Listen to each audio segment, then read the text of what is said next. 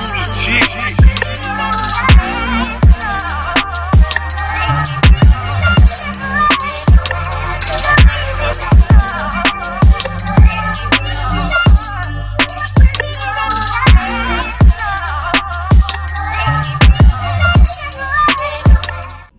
up, y'all? This is your boy DMV Ken the Neo Simon. We are back with another episode number 2 of Game Takes, and I'm excited to bring this to you. So I want to talk about having a plan. I'm going to talk about having a plan through investing the money that you earn from your initial start. All right. So if we're looking at hip hop in general, just the music business in general, one of the big subjects that's on the table that's being broadcast is record contracts or music contracts, music deals, and how a lot of artists today who were what they call successful and really on top of the music business about 4 or 5 years ago are now, as their popularity is decreasing, having issues with their contracts because they're realizing that a lot of the money that their music generated, they did not see it. That the majority of it went back to the record label and they only got a minute portion. And the portion looked great because so much records were being sold at the time. But now that the records have slowed up, they're starting to see that the company is still recouping from the old music and still getting plenty of money from the old music, while the artist isn't receiving a lot from the current music that they're putting out. One of the popular headlines that we just saw was a headline that Jay-Z sold Kanye West's masters in order to purchase back his own masters, which was a headline that was manipulated and falsified in order to bring some heat, I'm guessing, on Jay-Z. And ultimately, that's not actually what happened. What happened was Jay-Z sold his portion of Rockefeller Records. And with the proceeds that he got from selling his portion, he used that to purchase his own masters back. That doesn't mean that he specifically sold Kanye's masters. He sold the masters he sold his portion. So that means that every artist masters that fell under Rockefeller, when he sold his portion, so went their masters, because Rockefeller owns their masters, not Jay-Z in specific.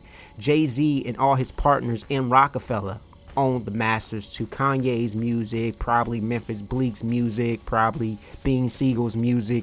Anybody who was under Rockefeller at that time, who did not get their masters or purchase their masters back, and Rockefeller still owns that masters. When Jay-Z sold his stake, their masters along went to the buyer of his stake.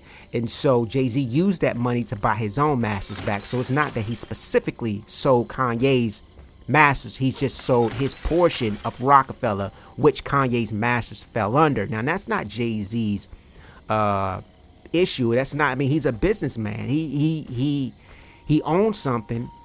He owned it. That means that if Kanye, and I want to explain something to you guys. Listen to me. All right. It's when you look at artists that fall into bad contracts, understand, I don't blame them. And this is where I'm going to get into having a plan with your initial start, right? I don't blame artists for getting into bad contracts when they first start out. Listen, they're struggling artists. Most of the artists that we see that are popping now have been rapping for years and putting out music for years. Not all of them, but a lot of them been on the grind, putting out music. If you see a lot of the independent artists, they're putting out music, but they don't really do incredible numbers with their records. So you see artists like the Migos, and you see artists like the Baby and Lil Baby, and what back in the day, or back a few years ago, Fetty Wap, and guys, Meg Thee Stallion and stuff like that. People who put in grind to make it in the music business, and then they get an opportunity, and somebody comes up to them and offer them a contract. Now, this is an artist that's unproven, so there's a lot of work that has to go on behind the scenes for that artist to now go from just this artist on SoundCloud to now being played on every radio station 2 to 3 times an hour. All right, there's a lot of money that goes behind pushing that artist to make them now the Meg Thee Stallions, the Migos, the artists that now we're familiar with and that we have years and years of catalogs of their music. But I want you to understand, when an artist first comes in and they've been struggling for years and they're just trying to get an opportunity, they're going to sign whatever's placed in front of them, right? Because they want to have their records distributed, distribution on their records. They want to link up with artists that are already on fire right now. And they want to have those connections in the music business. And they want to earn money. A lot of them probably come from poverty, want to get their families in a better position and things like that. And so even though they don't see, they're seeing more money than they've ever seen. Even with a 360 deal, they're seeing more money than they've ever seen. Unless you're an independent artist that just came from etc. and you use, whether you've already been wealthy, you came up through drug sales or whatever it is, and you already kind of have money. But a lot of these artists just get an opportunity and they jump on it.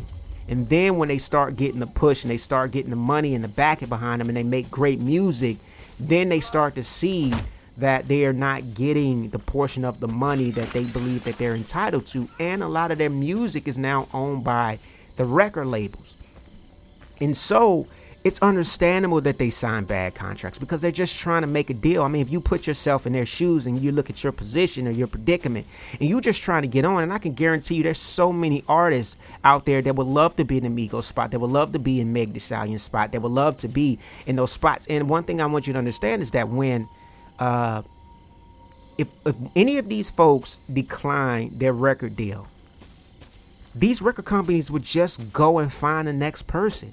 It's not hard to make another group with the backing, and it's not hard to find another Meg Thee Stallion. It's not hard to find another Migos. It's not hard to find another Fetty Wap. It's not hard to find another Baby or Lil Baby. Man, they come a dime a dozen. I'm not disrespecting these artists because they are talented. But a lot of people out there are talented. It's just that, how do I get access to your talent? How do the people, the listeners, become familiar or get to know who you are? It's the backing of the record labels that's pushing your product, that's pushing your face, that's pushing your brand out there. So they're going to own everything that you do for the next 10 years. They're going to own everything. And when you become a successful artist, you're going to come. Look, Jay-Z, look how long Jay-Z has been successful, right? Look how long Jay-Z's been successful. Jay-Z has been pretty much successful for over 2 decades, maybe longer. He's been successful. I would say 2.5, maybe 3 decades. Jay-Z has been, I would say 2 decades. Jay-Z has been popular. All right. And we're still talking about Jay-Z just owning the masters to all his music. Right. And then here we go. Kanye. Look how long Kanye's been in the game. And Kanye is just saying, now he's trying to get his masters back. He said, I'm going to give back the masters to everybody under Good Music, right? How long has Big Sean been signed to Good Music? How long has Pusha T been signed to Good Music? And now, just now, he's saying, I'm going to give all my Good Music artists back their masters. That means that Good Music owned their masters for however, which Big Sean has been signed to them for 6, 7, 8 years. I may be over exaggerating. I'm going off the cuff here. But he's been signed to Good Music for quite some time. And he doesn't own the masters to any of the music, any of the records that he made. So now Kanye's in a position. Why? Because Kanye has sole ownership over Yeezys. He's a billionaire. His net worth is $1.3 billion simply because he owns the outright brand of Yeezy. So he has the money. He has the flexibility, if he chooses to give these guys back their masters. But if that wasn't the predicament, 5 years ago when he was battling, you remember when Hal Sway, you remember that? I could guarantee you he wasn't thinking about selling or giving away anybody's masters at that time, right? Because he wasn't well off financially as he is now. So now he's in a position, but he still owned their masters for quite some time. So why is he giving them their masters now, right? Because he's trying to fight for his own. He's doing something for self-gain. And that's understandable. Why? Because at that time, Big Sean was just trying to make it, and Kanye gave him a shot. So everything that he put out, he owned. So here's the thing that you have to do. The same thing that Jay-Z do. Jay-Z wrote the blueprint. And this is what a lot of these new artists, Meg Thee Stallion, like Rihanna did, like Nicki Minaj is doing, like Drake is doing, like all these folk, Travis Scott is doing. When you don't own the rights to your music, but you are getting something during the popular years. And I'm hoping that the Migos did the same thing, but it's not quite looking like maybe they didn't. Instead of going to buy all these chains and trying to look the part and do what Nipsey was trying to teach young artists to do. Take that little bit of portion that you're getting. Take that tour money. Take those things. Because right now we're in COVID, and a lot of artists are now starting to see, because they can't tour no more, that they ain't getting no money in. And the music that they put out, they're not recouping any money from that music, or getting any money from that music, and they're hurting. And they're starting to see, oh, this contract is bad because I'm not getting any money, and look at all this work we've put in for 10 years. But here's the thing. Instead of buying all these cars, all this jewelry, all this stuff that's just things that you'll end up probably have to sell them, because you have to understand that most artists only have a 5-year window. And they're lucky if they have a 5-year window. You only have a very seldom you have Drakes and Kanye's and Travis Scott's and people that can sustain a long period. I don't know how long Travis has been in it, but I know the Drakes and the Kanye's and the Jay-Z's and these are far and few between folks that can sustain 15-year careers on top. So when you have that 5-year window, you have to take that money and you have to reinvest. You have to have a plan. You have to have a Rihanna plan. You have to have a Drake plan. You have to have a Kanye plan. You have to have a Jay-Z plan, to where you take that money and you're buying land. You're reinvesting it into some type of company, maybe design, maybe, the Kevin Durant route, where you're going into Silicon Valley and you're invested in digital tech world. You have to reinvest that money. So when your music tenure is up, you have now the bulk of your money coming from somewhere else, instead of spending all your money on nonsense things that won't last when you become broke, when your reign is over with and that money stops, like now. And you don't have anything else that's generating money because you didn't reinvest in land, business, property, real estate, anything that could continue to generate money. And then what happens is, once you do a Kanye plan and you build a brand and a company that you have full ownership of, then you become a billionaire or, multi-millionaire. And then you can start to go back and negotiate for your music masters, because now you have money to play with from your other venture that you use your beginning capital from, or your beginning income from music, to go off and do something else. And now you have the money to go back and sit at the table and say, all right, I want to buy my masters back, and be able to do it comfortably. But a lot of these artists, they just go out and their 5-year run, if they have it, and they just go out and buy all these things to look the part. And it's just like, the plan is not there. And you try to tell, and so many artists try to teach these young boys the roadmap to get there, and they don't listen. They do not listen. And by the end of their tenure, they don't own any of their music. They don't own anything. And then the record labels can sell your music off. They can have anybody come in and remake your songs. They can sell it to NBA 2K or anything else, and you won't get a dime from it. People can come and sample your voice and sample your music, and you won't earn a dime from it, because they own your masters. And you complaining and talking about and exposing your record deal don't mean nothing.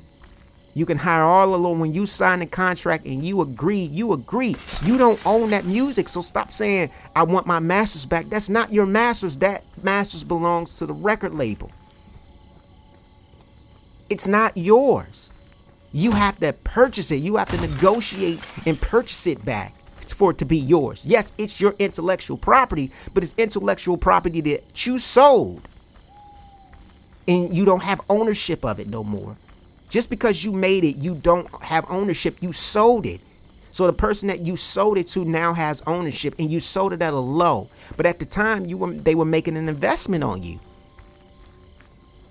So again, we have to look at it from a fair standpoint, from the record label and the artist. Yeah, they're gonna con you because they don't know if they're gonna recoup their money back from the investment that they put in you. You know how many artists that these labels invest in and they don't recoup their money back? And I'm not here to defend the labels. I'm just saying that that's just the other side of it. How many artists they don't know if you're going to hit, and when you do hit, yes, they're gonna make boatloads of money off of you, but you also gonna make some capital. You're gonna make some money, and what you have to do is plan for the future, man. Get you a financial advisor and start planning for the future, and start finding a way for the money that you do get during your hot years to flip that over into something else, so you can become very, very wealthy in the future. And then you can sit back down at the table when it comes time to negotiate and look to purchase your masters back, like Jay-Z. Jay-Z built the company. He was able to sit at the table and be able to negotiate his masters back. So you gotta be able to understand that in order to look at it from a fair standpoint, right? Because, you know, anybody can look like the martyr. Anybody can look like a Kanye West right now and say, oh, kudos to Kanye West for giving his artists back his masters. But they've been signed to that man for quite some time, and he's just now giving them their masters. Why? Because he's financially in a position where he can do it. If he wasn't, and who knows if he's still gonna do it? It might just be words. But at the end of the day, if he's not in a financial position to do it, he's not giving those guys back their masters. And does he have outright ownership of good music, or do they have a parent company? So how is he able to give them back their masters if they have a parent company over them? Because ultimately they'll own percentages of that. So it's you know, and the same thing with Jay-Z. You know, he didn't fully own Rockefeller Records. He owned his share of Rockefeller Records, and so he just sold his share. He couldn't give Kanye back his masters because he doesn't outright own the company. So we have to, we can't be robots, man. You know, we have to start thinking for ourselves. We have to look and stop believing, you know, why, you know, that old saying, why believe the truth when the lie's more entertaining? We have to stop being robots and allowing people to pull our minds into directions that they want to be. We have to become educated. We have to sit back. We have to read both sides. We have to be objective in our thought patterns, so we don't get caught up into becoming robots to where information is pushed into us and it makes us believe only one thing. Nobody thinks for themselves no more, and everybody thinks that they're so woke, and everybody thinks that they're so enlightened and intelligent.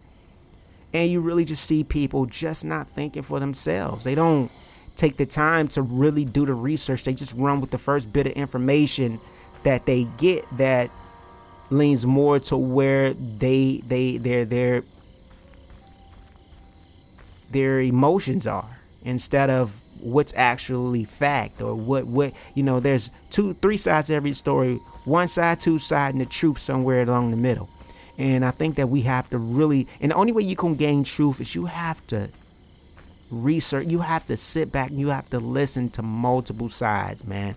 And you have to really open up your ears and take your time. I know it's we're in this society where the first to the information is the one that gets the most clout, but it impacts the right information coming out.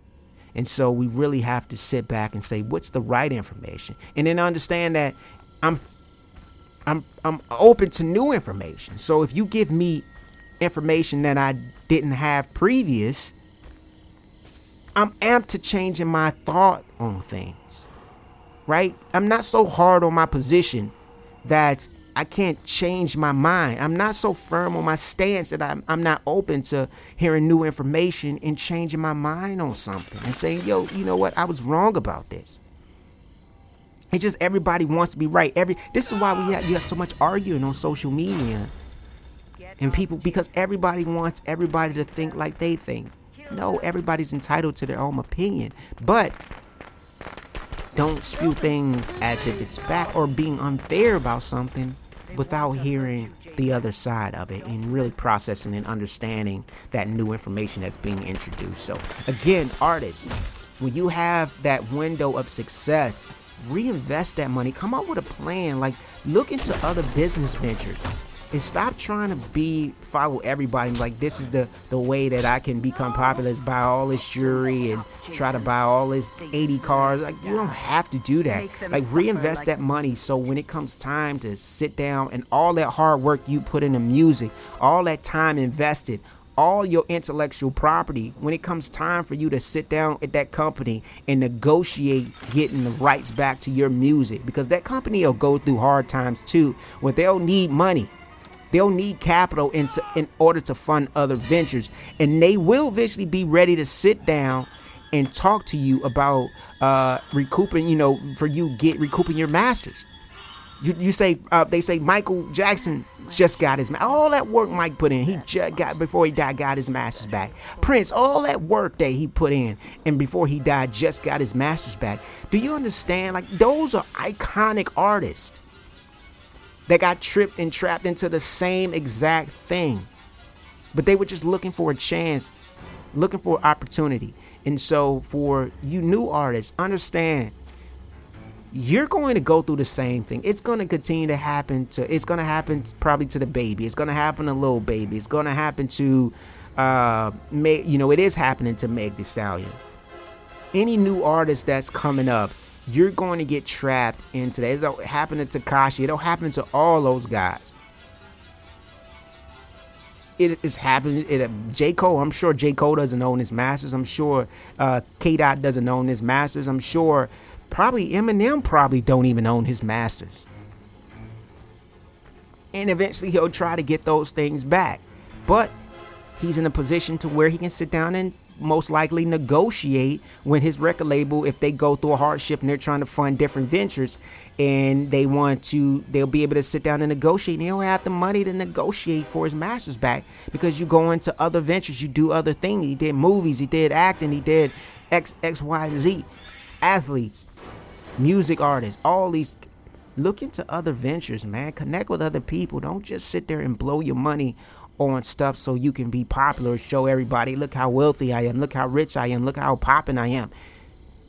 That'll end, and you'll be stuck with a lot of these artists are stuck right now, getting no proceeds from all the hard work that they put in throughout the years because they don't own anything. Hey, this has been Game Takes. This has been your boy DMV Ken. I appreciate y'all listening. Go ahead and hit that subscribe button, that like button. Get down in the comment section. Let me know what you think about this. Give me new information if I've said something wrong. Help me out, and I appreciate the engagement. I appreciate y'all, and I'll see y'all next time. This is your boy DMV Ken, the Neo Sima. I am out.